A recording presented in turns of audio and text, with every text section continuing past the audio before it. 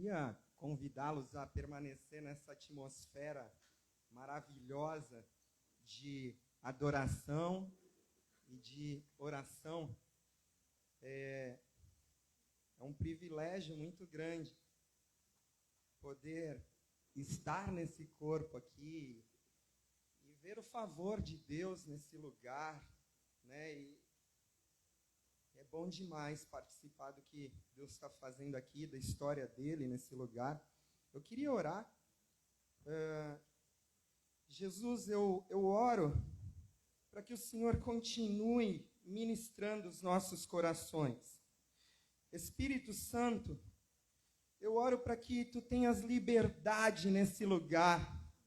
Mude as coisas de lugar. Nós damos liberdade, muda os nossos corações como o Senhor deseja. Muda, Senhor, os nossos planos, as nossas direções. Faz o que o Senhor deseja em nossas vidas. Espírito Santo de Deus, nós Te amamos. Jesus, nós Te amamos. Papai, nós Te amamos. Nós Te amamos, Deus, porque o Senhor nos amou primeiro e por isso o Senhor tem aquecido os nossos corações, tem insistido em nossas vidas. Continua fazendo a Tua boa obra em nossos corações, pelo poder do nome de Jesus. Em nome de Jesus. Queridos, eu vou falar um pouquinho essa noite sobre a identidade da igreja no lugar de oração e adoração. Deus fala através da boca do profeta Isaías 56, versículo 7, ele diz: Eis que vos levarei ao santo monte, e lhes darei alegria, prazer. E ele diz que a minha casa será chamada casa de oração. É interessante que na cultura judaica, né, quando eles davam um nome, por exemplo, Israel tinha um significado forte, né? Abraão, pai das nações, e assim por diante. Sempre que é diferente da cultura ocidental, né, que a gente acha um nome bonito, coloca, né, é um pouco diferente. E o Senhor, ele diz como ele chamaria a igreja.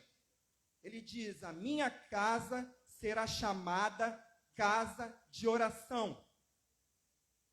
Ele poderia falar muitas coisas, né? Nós temos evangelismo, nós temos justiça social, nós temos ministrações para casais, grupos de apoio, mas ele dá uma identidade, um DNA para essa igreja. Ele diz: a minha casa será chamada casa de oração. É interessante que isso era tão importante que você vê logo adiante em Mateus 21, 13, Jesus repete exatamente isso. Quando ele entra ali no templo, ele vê aquela bagunça, os cambistas vendendo as coisas ali, ele fala: não, a minha casa será chamada casa de oração. Queridos, pensa só, eu acho que na segunda a gente falou um pouco sobre isso, né, Sérgio, né, Rafa?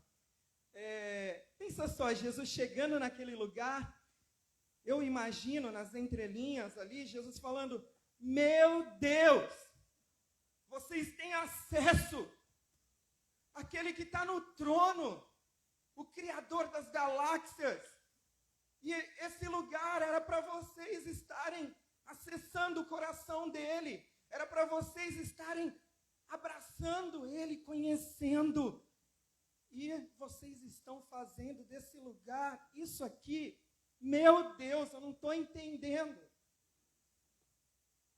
Sabe, Deus, ele nos leva a um lugar de oração agradável. a oração, ela não é um tédio, como o diabo pinta. Às vezes, eu lembro, na igreja da minha mãe, na igreja também que eu fui, no começo da minha conversão, o lugar de oração era vazio. Era um lugar menos querido pela igreja. Muitos queriam ali as músicas, queriam estar nos eventos, nas coisas, mas no lugar de oração, não. E é interessante que Deus fala através da boca do profeta Isaías que existe uma promessa profética, que o lugar de oração teria prazer e alegria. Que estranho, né? Esse contraponto. Existe um favor, uma promessa profética sobre o lugar de oração. Sabe, a principal razão para a nossa oração tornar-se alegre, ou melhor, tornar-se agradável, é recebermos a revelação de um Deus que constantemente se alegra. Sabe, eu brinquei ali na nossa reunião, a gente vai nos lugares e vê aquelas imagens de Jesus com cara de concha. Cara, é horrível, eu acho isso horrível, porque não tem nada a ver com o que a Bíblia fala a respeito dele, sabe? A palavra vai dizer em Salmos 45:7, tu me amas, tu amas a justiça e odeias a impiedade. Por isso, Deus, o teu Deus, te ungiu com óleo de alegria mais do que os teus companheiros. Está falando a respeito de Jesus. Sabe, Jesus era uma pessoa super agradável.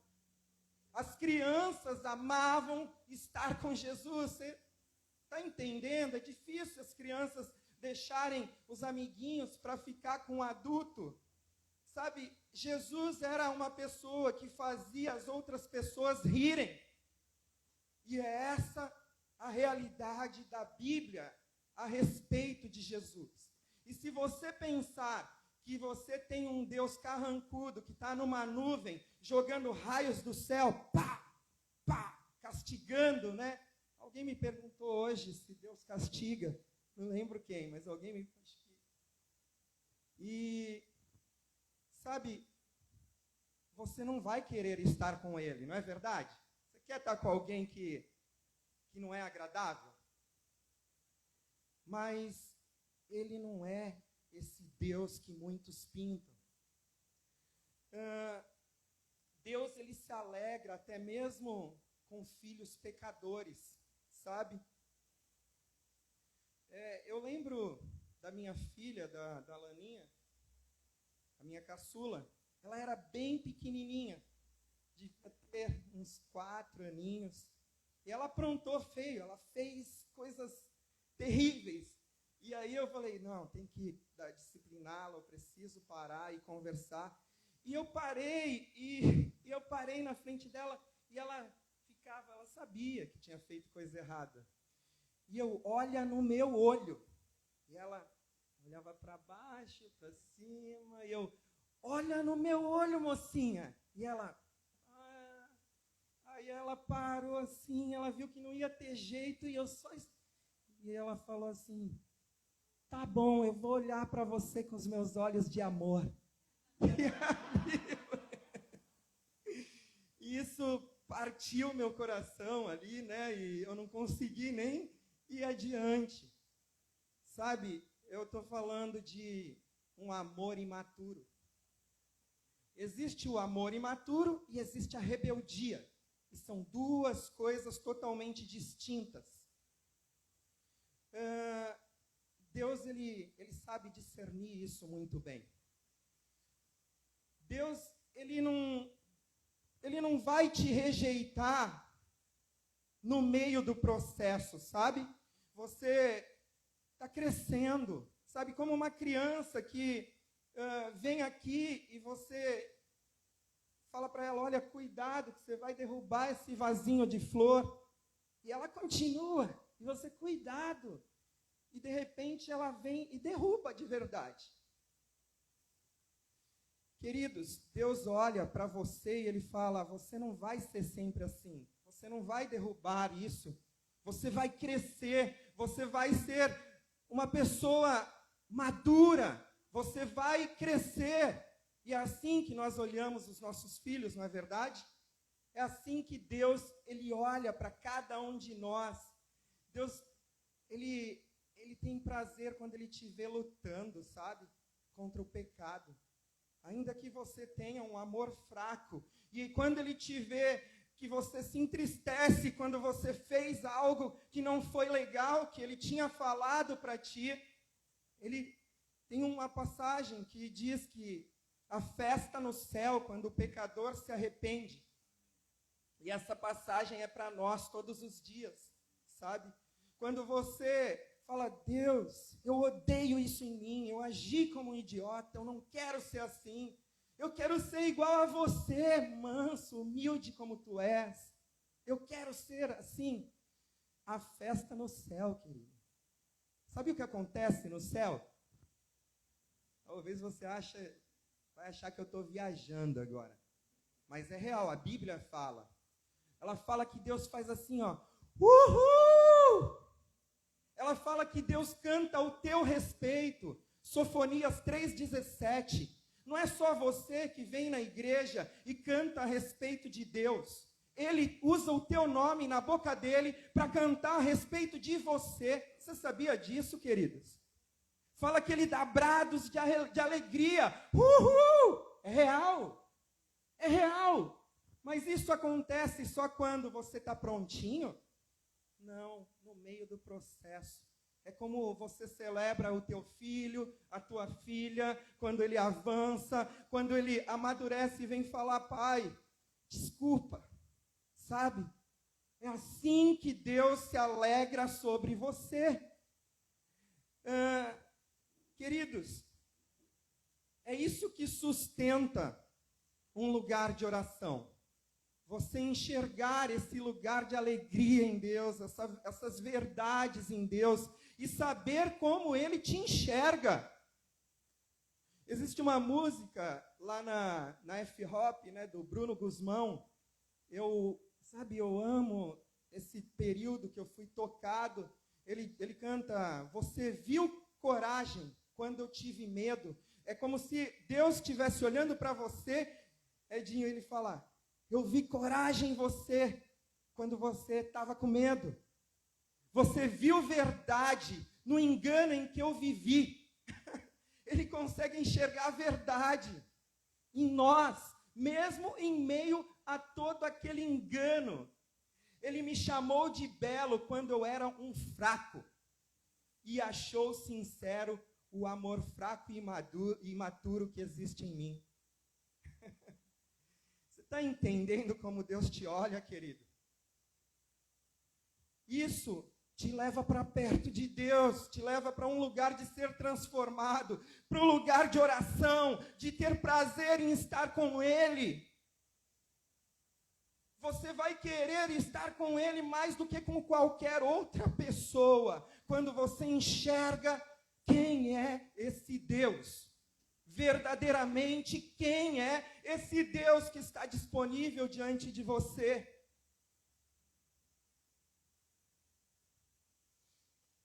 Sabe, é isso que acontece no céu agora mesmo. Eles estão deslumbrados, fascinados com o cenário de quem está no centro, no trono. Eles olham para o Cordeiro, eles olham para o papai no trono e eles ficam fascinados. E ali existem 4 seres viventes, 24 anciões ao redor do trono. Existem muitos anjos. E quando Deus se revela, momento a momento, eles dizem, Santo, Santo. Sabe, eu estou aqui, eu fico vibrando, né? O Serginho orando, o louvor. Eu fico, sabe, mergulhando nessa verdade que está acontecendo no céu nesse exato momento. Apocalipse 4 revela esse cenário de forma deslumbrante. E eles estão vendo exatamente isso. Eles estão vendo a forma que Deus me trata. E eles sabem quem eu sou. E eles falam como o Criador das galáxias. Vendo toda a natureza caída do Anderson, ele continua disposto a morrer como um Cordeiro Santo que tira o pecado do mundo. Está consumado, queridos. O Cordeiro Santo, ele tirou o pecado do mundo. E se você recebe essa revelação, você tem favor divino sobre você. Você não vai ter só essa revelação, você vai ter revelação dos pensamentos de Deus nesse exato momento sobre você. Você vai ter revelação dos sentimentos de Deus nesse exato momento sobre você. Isso é relacionamento, isso é o lugar de oração. É esse lugar que Ele está te convidando para passar mais tempo, para crescer nesse lugar. Eu queria entrar num contexto de Malaquias 1, e ir um pouquinho mais fundo naquilo que Deus está fazendo nesse exato momento.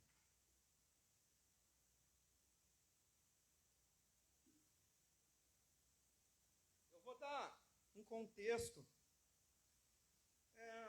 O povo de Israel, ele tinha sido exilado na Babilônia por 70 anos, por causa da desobediência, da idolatria, de procurar outros deuses.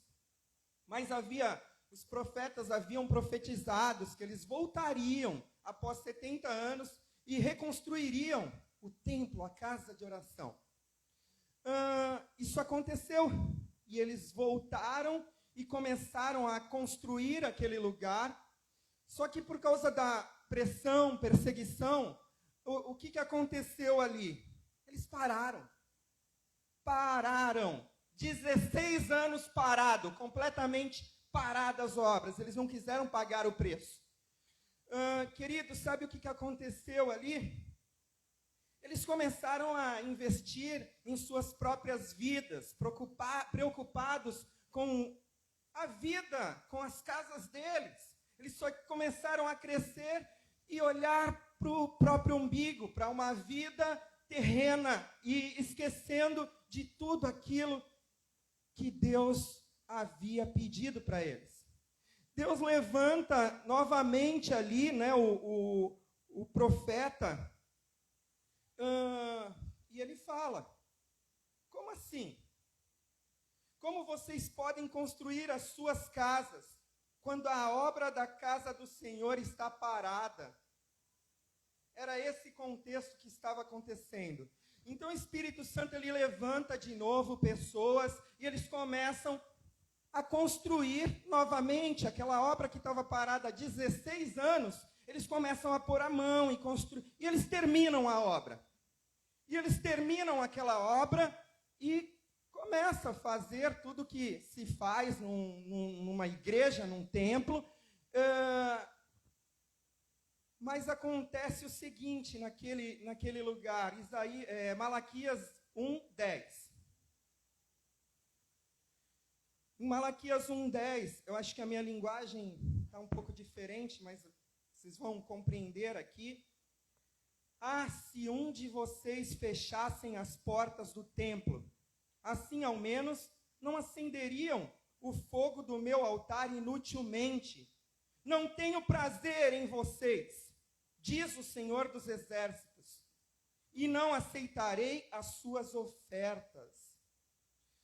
Sabe, o que está acontecendo aqui, queridos? Deus, ele está falando: Israel, eu te amo. De todas as nações da terra, eu escolhi você, Israel. Talvez você não esteja percebendo quem eu sou. Sabe? Como um sinal, Israel. Sabe o que eu vou fazer? Eu vou para as nações da terra, as nações pagãs. E eu vou lá, Israel. E eu vou levantar dessas nações que não me conhecem como vocês me conhecem.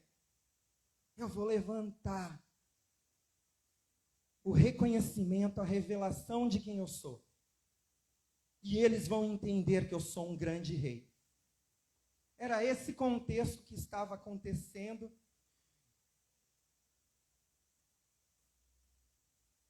Ele está falando, fecha as portas, sabe? Por que ele está falando isso, queridos? Tinha tudo ali, estava tudo construído.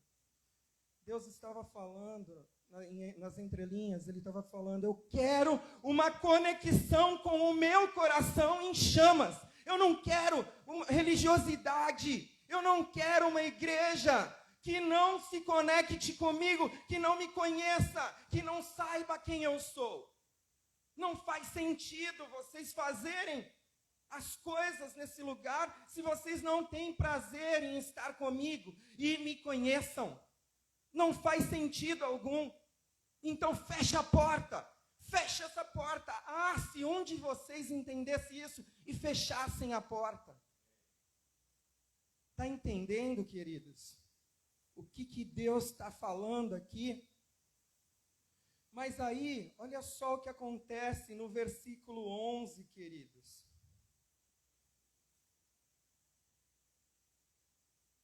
Olha o que o profeta Malaquias diz, o que Deus diz através da boca do profeta Malaquias. Pois do Oriente ao Ocidente, grande é o meu nome entre as nações. Em toda parte, incenso e ofertas puras são trazidas ao meu nome, porque grande é o meu nome entre as nações, diz o Senhor dos exércitos. Sabe, queridos, ele está falando o seguinte aqui, Israel, eu sou um grande rei, eu sou um grande rei. E vocês vão entender quem eu sou. Mas sabe o que vai acontecer? Queridos, eu gostaria de falar para vocês que vocês estão hoje em um momento único da história. Sabe? É um momento que outras gerações gostariam de viver. Porque você está vivendo o cumprimento dessa profecia de Malaquias 1:11. Talvez você não tenha noção do que está acontecendo ao redor da terra hoje, nesse contexto.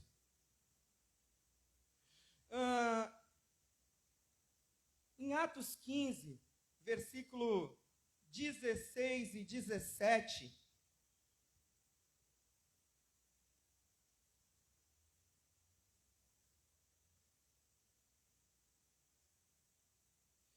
Depois disso voltarei e reconstruirei a tenda caída de Davi.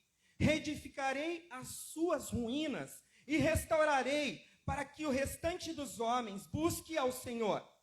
E todos os gentios sobre os quais tem sido invocado o meu nome, diz o Senhor, que faz estas coisas.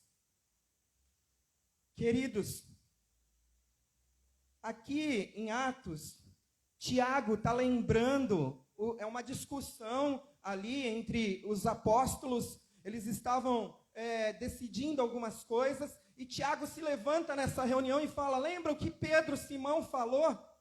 Ele estava falando a respeito da profecia de Amós 9:11. Ele estava dizendo que a tenda caída de Davi seria restaurada, que os gentios, os povos pagãos, participariam disso. Queridos, isso está acontecendo agora mesmo. Você entende o que é a tenda de Davi? Davi, quando ele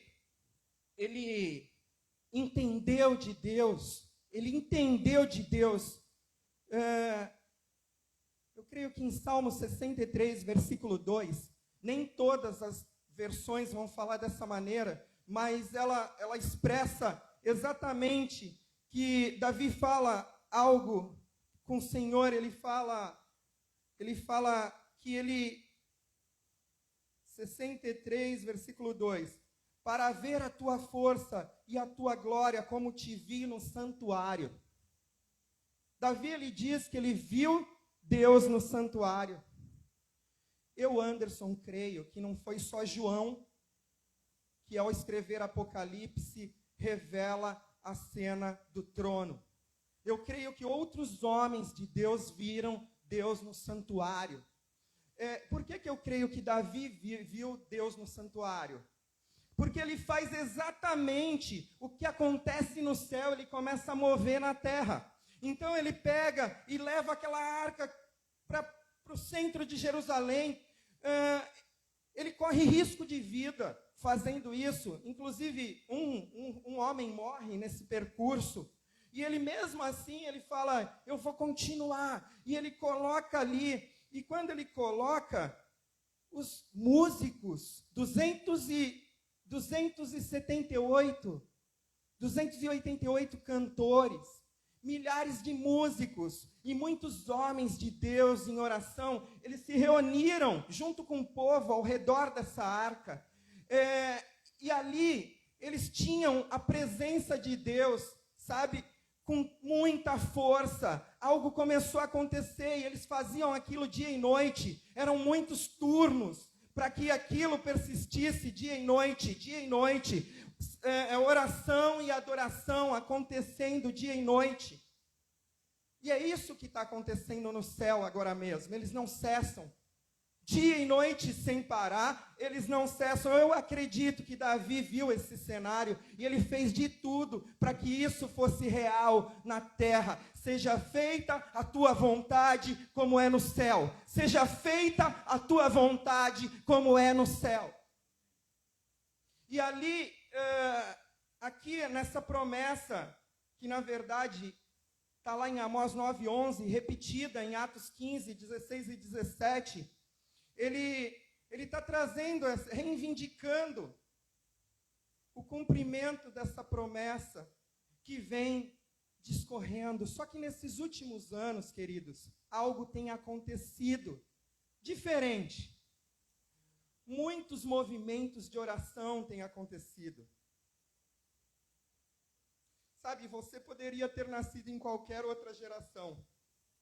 Se você tivesse nascido há 500 anos atrás, essa palavra aqui seria diferente.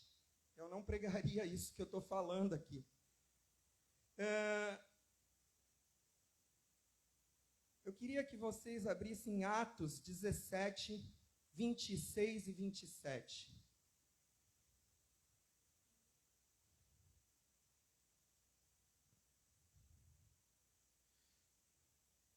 De um só homem fez ele todos os povos, para que povoassem toda a terra, tendo determinado os tempos anteriores, estabelecidos anteriormente e estabelecidos lugares exatos.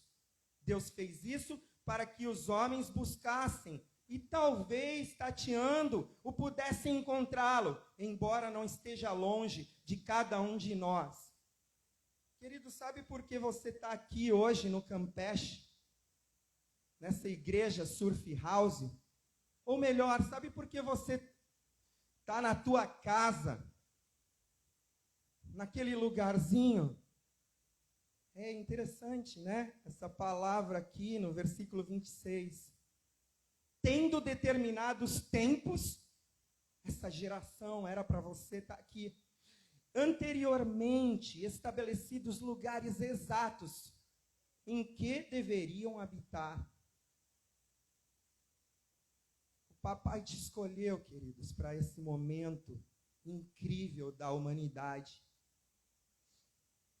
Sabe, houve muitos movimentos, como o de Davi, tabernáculo de Davi.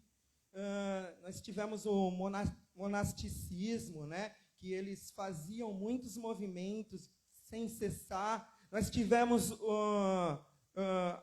os moravianos, que oraram durante 100 anos. Alguns casais iniciaram esse movimento, e desse movimento saiu o maior movimento missionário em proporções até hoje, de toda a história.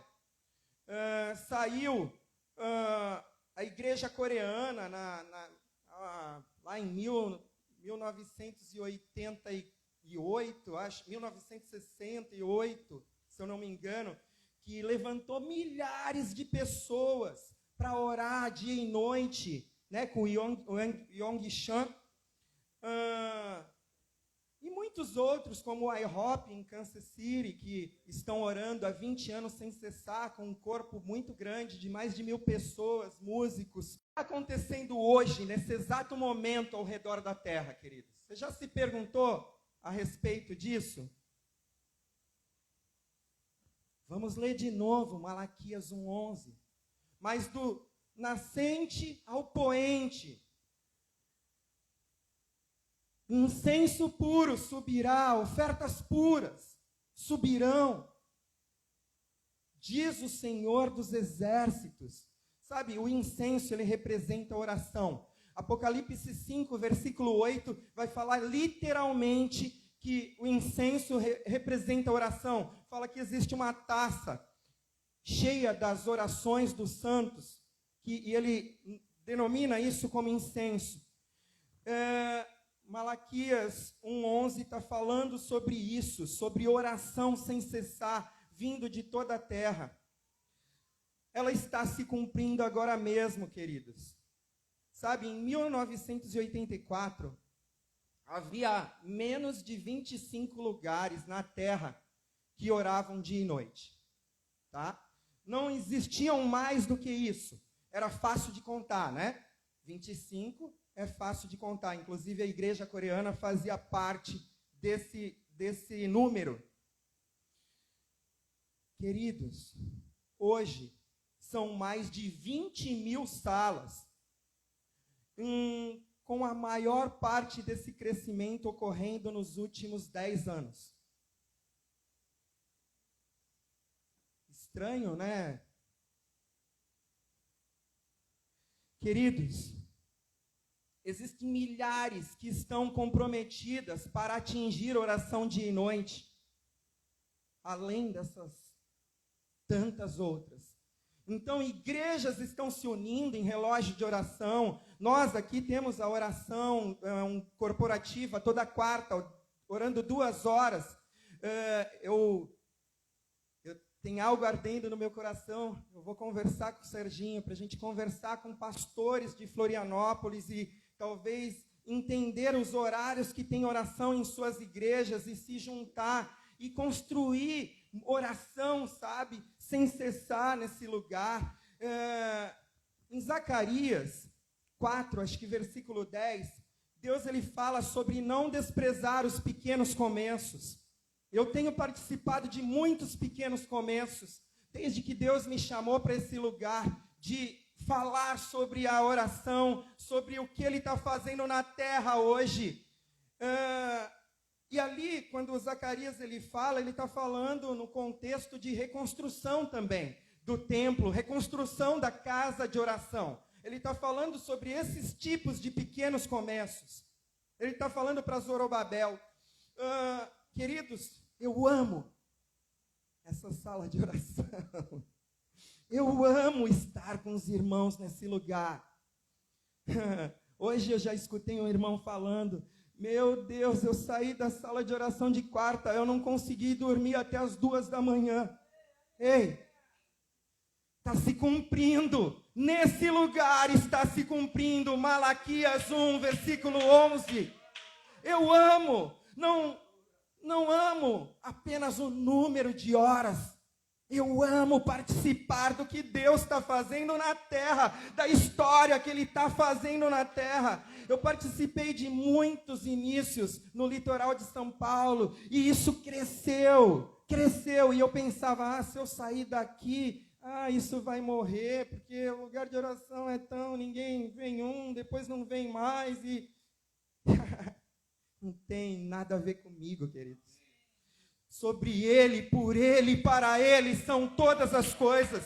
E Ele está sustentando inúmeras salas de orações pelo mundo afora. É Ele que tem sustentado esses lugares. Eu me envolvo, eu me jogo de cabeça em qualquer lugar desse. Porque eu sei que não não tem a ver comigo. Eu quero me envolver naquilo que Ele está fazendo na terra. E eu vou ser feliz nesse lugar. Querido, somente o Espírito Santo poderia fazer algo assim. Você está entendendo que tinha apenas 25 lugares? E hoje tem mais de 20 mil e um monte de outros lugares buscando esse lugar. Você acha que homens conseguiriam levar tanta gente para um lugar de oração? É disso que eu estou falando, queridos. O Espírito Santo está se movendo. O lugar de oração não é só lugar de senhorinhas de coque hoje em dia. Milhares de jovens pelo mundo estão enchendo salas de oração em todos os continentes da terra. Muitos jovens estão abraçando o que o Espírito Santo tem penetrado no coração deles. Eu quero isso para esse lugar. Eu creio no que o Espírito Santo é capaz de fazer. Eu não creio na força do homem. Não por força nem por violência, mas pelo poder do Espírito Santo. Não por força nem por violência. Zacarias 4, versículos anteriores vai dizer isso. Só na Indonésia, queridos, o maior país muçulmano do mundo. Eu tinha ouvido Alan Rhodes falando, há muito tempo atrás, ele falava de 40 salas de oração dia e noite na Indonésia. Mas eu vi ele falando em outro momento, agora de centenas de salas de oração dia e noite na Indonésia. Queridos, algo está acontecendo, está se cumprindo. 1 milhão de cristãos se juntaram em Jakarta, na Indonésia, por 3 dias, orando sem parar. 1 milhão, queridos. Vocês têm noção? Tá bom ou quer mais? Tem mais. Graham Power, fundador do Dia Global da Oração, uniu 200 milhões de cristãos por toda a terra para orar Atos 2,17. Para que o Espírito Santo fosse derramado. Foi a maior reunião de oração da história da humanidade. E aconteceu em 2005, na tua geração, querido. Está se cumprindo, está acontecendo. Vamos fazer parte disso, queridos. O tempo de Deus ser adorado e buscado em todas as nações da terra está sobre mim e sobre você. Esse é o tempo, esse é o momento de mergulharmos nesse lugar. Queridos, o levantar do movimento de adoração e oração em toda a terra, antes da segunda vinda de Jesus, estava previsto. A Bíblia, ela é cheia de passagens falando que Jesus seria desejado. Ele não voltaria para uma igreja que não estivesse desejando. Seria recíproco o amor dele e o amor da noiva, desejando a volta dele. E isso aconteceria através de um movimento de oração em toda a terra. E a Bíblia já falava sobre isso. No Antigo Testamento, muitos profetizaram. Isaías 42, 10, 13. Isaías, Malaquias, vários outros profetas profetizaram. Isaías diz: cantem ao Senhor um novo cântico, seu louvor desde os confins da terra. Vocês que navegam no mar e tudo o que nele existe, vocês, ilhas de todos os seus habitantes, que o deserto e as suas cidades ergam a sua voz. Regozijem-se os povos habitantes de Porquedar. Cante de alegria o povo de Selá. Gritem pelos altos dos montes. Deem glórias ao Senhor. E nas ilhas proclamem o seu louvor. O Senhor sairá como um homem poderoso. Como um guerreiro despertará o seu zelo. Com forte brado. E o grito de guerra triunfará sobre os seus inimigos. Isso já era previsto, queridos. Vocês não estão entendendo. Existe trevas crescendo sim. E vai ser de mal a pior. muita corrupção, muita rebeldia, sabe? Muita violência está vindo, muitas coisas ruins estão acontecendo, tá? Mas existe uma igreja gloriosa, existe luz simultaneamente crescendo, proporcionalmente para dissipar a imensa treva que cresce. O Senhor está comprometido com isso. Simultaneamente uma igreja cresce e o Senhor está tocando corações. Sabe, eu amo essas passagens. Deus diz que levantará intercessores, atalaias, que não cessarão de clamar dia e noite por Jerusalém, para que seja restaurada em sua plenitude. Isaías 62, 1. O próprio Deus, ele fala que não se calará, que não se dará o descanso. É Deus falando. Ele está falando, eu vou ser um intercessor, até que a salvação venha como uma tocha sobre Jerusalém, sobre Israel. Aí é interessante que você caminhe alguns versículos à frente. No versículo 6, ele fala, eu levantarei sentinela sobre os muros. Sabe? E ele repete exatamente o versículo 1, mas no contexto de parceria conosco na terra. Ele fala, eu levantarei. Eles não se darão a descanso dia e noite, sem cessar, eles estarão nesse lugar. Até que a salvação venha como uma tocha. Ah, queridos, Isaías 52, versículo 8, escutem, suas sentinelas, ou atalaias intercessores, erguem a voz, juntas, gritam de alegria, quando o Senhor voltar de Sião, elas o verão com os próprios olhos. Queridos, está acontecendo.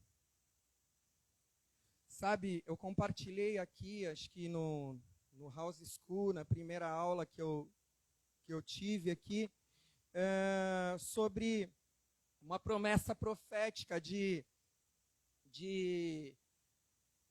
se cumpriu na nossa geração. Ou a geração dos mais velhinhos, né? Então, eu acho que não foi na nossa. 1948. 1948, Oswaldo Aranha, um brasileiro, presidia a ONU. E ele que deu o pontapé com a decisão ali da ONU, da votação da ONU, para Israel voltar a existir. Após quase 1000 anos sem existir, você já viu isso acontecer com alguma nação?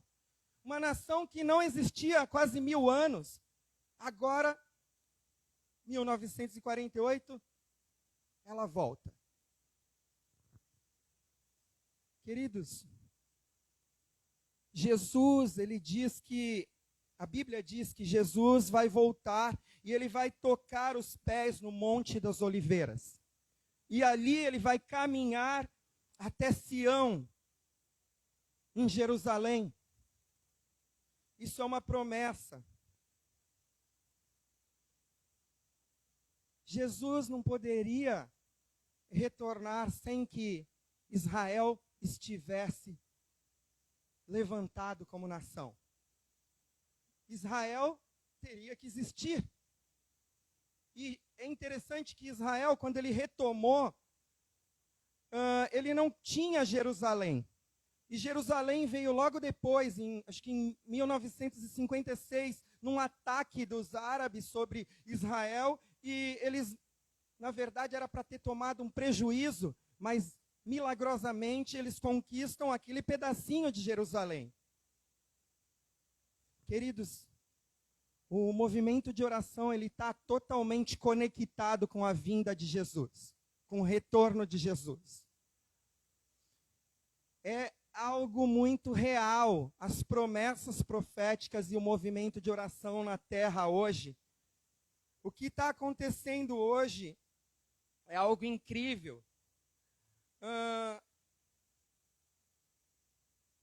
Eu queria ler com vocês Apocalipse 5:8.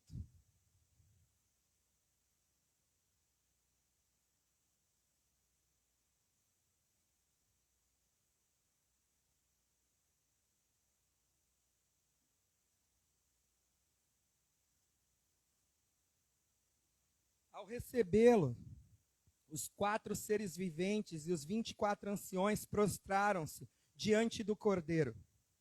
Cada um deles tinha uma harpa e taças de ouro cheia de incenso, que são as orações dos santos.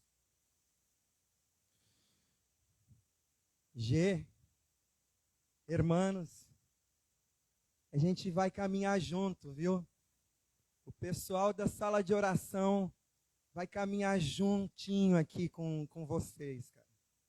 Aqui está falando, a harpa, ela representa adoração, músicos, cantores. E na outra mão, uma taça de incenso, que são as orações dos santos, caminhando juntos. Os músicos cantando orações. Os intercessores orando as músicas. É sobre isso que ele está falando no contexto do retorno de Jesus à terra. Sabe, as taças estão sendo cheias nesse exato momento. Sabe a oração que você fez hoje aqui? Ela está indo para dentro dessa taça. Sabe? É como se Deus fizesse assim, ó, e te levasse para aquele lugar. O bom perfume do incenso, que é a tua oração, ele é apreciado pelo Senhor. Quando essas taças estiverem cheias das orações dos santos, aí o noivo voltará e as taças serão derramadas sobre a terra. Que loucura! As orações serão respondidas, todas elas. Todas elas. Todas as orações que o Senhor gerou no teu coração, que o Espírito Santo soprou sobre você. Justiça sendo liberada sobre a terra. Quando justiça vem sobre a terra, ela vem removendo tudo que impede o amor. A justiça, ela pode ser até violenta, mas ela remove para que amor seja liberado sobre a terra. Esse é o cenário da vinda. Eu queria ler com vocês esse cenário das taças sendo derramadas sobre a terra. É só inverter ali Apocalipse 8:5. A gente leu o 5:8, agora vamos ler o 8. Vamos ler do 3 ao 5. 8 do 3 ao 5.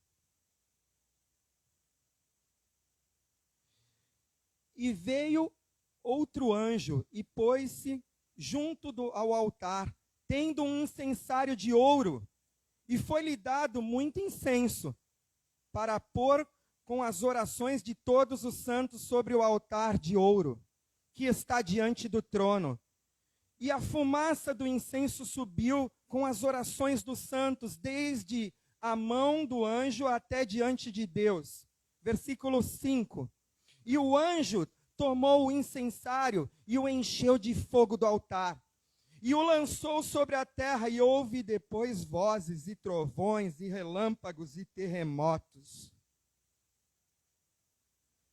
Talvez você não tenha noção o que acontece numa sala de oração. Você acha que o governo vem de Brasília, da ONU? Você está enganado. Deus decidiu que o governo viesse através de salas de oração, do lugar de oração. Você está entendendo, queridos? Você está entendendo que Deus levantou parceiros na terra e cada vez Ele tem mexido mais nesse lugar? É Deus que está no trono, não são os homens. Você está vendo o que está acontecendo nessa pandemia? A agenda de todos os homens está bagunçada, né? A de Deus está tranquila. Ele está no trono, no controle. Não tem homens no trono. Leia Salmos 2. você vai entender o que eu estou falando aqui. Salmos 2, acho que a passagem que mais Deus tem enfatizado para o nosso tempo, para esse momento. Eu acredito nessa verdade. Está latente o que ele está falando ali em Salmos 2. Queridos, Apocalipse 8, versículo 1. E havendo aberto o 7º selo, fez-se silêncio no céu quase por meia hora.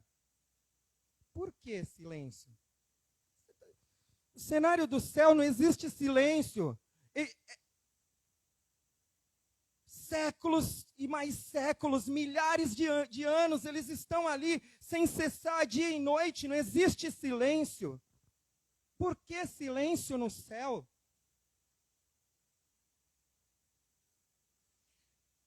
Queridos, eles nunca pararam, os anjos, os seres viventes. Por quê? A noiva tomou o seu lugar, queridos. A noiva tomou o seu lugar. A Bíblia não fala, mas eu já ouvi um grande homem de Deus falando, e eu concordo com ele. É como se Deus tivesse feito assim, ó. E os anjos pararam. Todos pararam. E ele disse, deixa eu ouvir a voz dela. Eu quero ouvir a voz da minha noiva. Eu esperei tanto por isso, pelo grande dia, que eu ouviria a voz da minha noiva. Apocalipse 22, versículo 17. O Espírito e a noiva dizem, vem. Seja desejado, Jesus. Uma só voz em concordância. Vem, volta logo. Nós temos saudades de ti. Quando o Senhor estiver aqui, tudo vai ser diferente. O Senhor liberará justiça sobre a terra. E a justiça vai liberar amor puro, sabe? Esse é o plano de Deus para mim e para você, queridos. Sabe? Aproveite enquanto a maré está contrária, para amar Jesus voluntariamente, sabe? Passe tempo com Ele, conheça o coração dEle, conheça os pensamentos dEle sobre você. Ele não para de falar, em todo tempo Ele está falando. Eu tenho falado com Endras, né? Nós viajamos juntos na semana passada, e é interessante, porque Deus fala comigo já há alguns anos sobre aquela passagem, quem tem ouvidos, ouça o que o Espírito diz às igrejas. Quem tem ouvidos para ouvir, ouça. Mas a gente conversando, e eu achei, me chamou muito a atenção, porque eu nunca tinha visto alguém falar comigo a respeito disso, e Deus tem falado comigo, e sabe, nós temos ouvidos, todo mundo tem ouvidos, mas para ouvir, nós fechamos os ouvidos muitas vezes. Nós ignoramos a voz para ouvir outras vozes. Nós estamos distraídos em muitos afazeres. Mas quando o Filho do Homem voltar, será que haverá fé sobre a terra? Como que ele vai te encontrar? Queimando por Jesus ou preocupado com trocar de carro? Ou com a construção de uma casa melhor? Sabe, não tem nada de mal, queridos. Quando eu trabalho muito, eu quero melhor, mas a preeminência é dele. O primeiro lugar é dele. Ele tem um lugar digno de uma resposta. Eu queria orar sobre isso. Senhor, eu venho junto com os meus irmãos nesse lugar. Eu venho pedir que o Senhor fale aos nossos corações aquilo que está no teu coração. Senhor, em nome de Jesus, Nós queremos ouvir a tua voz para essa geração, para essa hora. O que o Senhor está fazendo na terra, agora mesmo nós queremos estar envolvidos naquilo que o Senhor está fazendo. Nós não queremos, Senhor, estar nos lugares aonde o Senhor não nos mandou. Não nos deixe dar um passo sem que a tua presença esteja conosco. Em nome de Jesus, que nós valorizemos os pequenos começos, que nós engajemos com o teu coração, que tenhamos convicção que não é o nosso braço, mas é aquilo que o Senhor está fazendo, Santo Espírito. Nós queremos, mude as coisas de lugar, Espírito Santo, movimenta a tua igreja, a tua noiva no compasso do teu coração.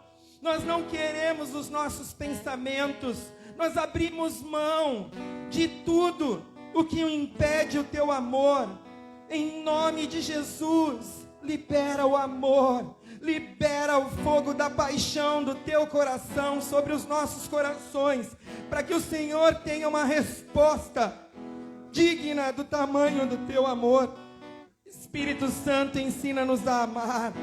Ensina-nos a amar a tua vontade. Ensina-nos a amar o teu coração. Nós queremos passar os nossos dias contigo. Pelo poder do nome de Jesus, eu oro. Pelo poder do nome de Jesus.